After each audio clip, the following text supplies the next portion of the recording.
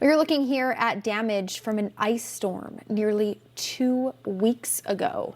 Yeah, unfortunately, thousands are still without power in northern Michigan. Over 5,000 customers in Sheboygan County alone still in the dark. Stevie Mendez lives in Indian River and has spent over a week without power. She joins us now with her son Luca to talk about her experience.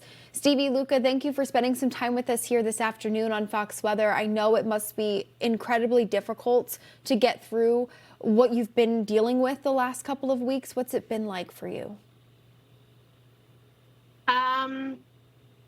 It's been difficult. Not only have we not had power, but we're without heat, we're without water. It's still freezing.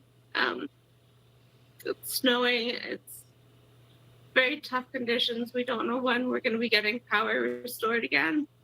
Have you heard Um, anything from the county about when power might be coming back? Have you had those conversations, or has somebody reached out to you and your family? um, there's been a lot of posts from various members of the county, from the electric corporations, and what's happening here right now is that we're not just in a position where we're having to restore power. They are having to completely reconstruct the power grid up here because of the amount of damage that we received. Wow. Luca, what is this like for you going through this? I know, nights have been very cold. We've had a bit more snow on the way. This must be difficult. Mhm. It's been not good because I haven't been able to do a lot of stuff or like talk to my friends or go anywhere. Yeah, are schools still open, Stevie, or have they shut down because of the power outages? Schools have been shut down, but in Sheboygan County, they are expected to go back tomorrow. Okay. So, Luca, I'm sure that must be difficult. I mean, not being able to have power to talk to your friends, not being in school as well. So, hopefully we can start to see the page here. But, Stevie, just talk a little bit about the experience when the ice storm happened. And now here we are several weeks later. I mean, what's it been like for you to just kind of help your family day in and day out? Um, well, when the ice storm first happened, I'm not from Michigan, and I didn't really know what an ice storm was or what to expect. And once we finally lost power, we realized that we could hear the snapping of the branches and the trees. Our property is surrounded by large trees, as are a lot of properties in this area. Um, and this went on for 3 days, just snapping trees, snapping branches, power lines coming down. Um, Power poles were snapping in half and coming down. Um, and so, we've since then been fortunate to have stayed with some friends who had a generator for the first week or so, but um, we have animals at home. Um, so we decided to come back. So we've been back home for about a week now, living without power.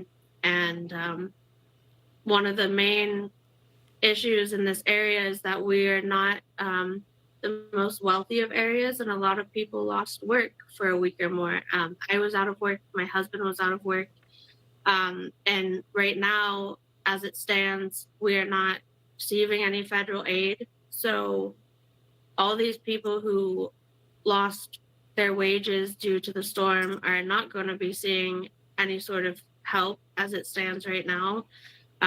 We're not going to be seeing help for the groceries that we lost.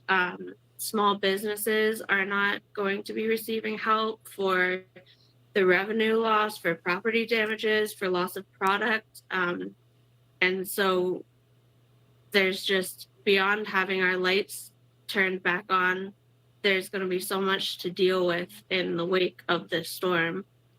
Of course. I mean, the impact to your family's livelihood has severely been impacted by this storm. Stevie, where do you and your family go from here? I mean, you've just come off of another very cold night. I'm sure, it gets to the point where you've got blankets and you're just kind of huddling together. But I mean, the toll on this emotionally, I'm sure, has been very difficult. Yeah, I mean, Luca woke up at 3:30 this morning and said he'd been awake all night because he couldn't sleep because it was so cold in the house. And so we're just really hoping that power comes back soon, or that we can start receiving federal aid to help with gas for generators, because right now we're having to put $30-40 a day in gas to run our generators to keep just our fridge on. And there's a lot of expense that comes with having to live like this.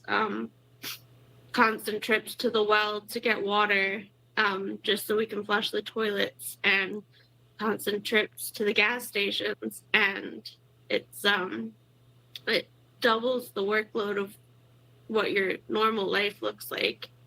Yeah. Luca, you have a very strong mom, and I'm sure that your hugs have been keeping her warm through all of this as well. Stevie, thank you so much for sharing the story of you and your family. And we're trying to get the word out there so that you guys can get help as well. Hopefully the power can be restored shortly. I know I'm sure the crews are working very hard, but it just has been a very challenging forecast, and we're going to continue to highlight your city and your town, and hopefully you guys will get the help that you deserve. Thank you. Yes, we appreciate this very much. We have not gotten the attention that this needs, and so we greatly appreciate you reaching out and getting us out to the world to see. All right, Stevie and Luca Mendez, thank you so much for coming on to Fox Weather. We wish you the very best in your recovery. Thank you.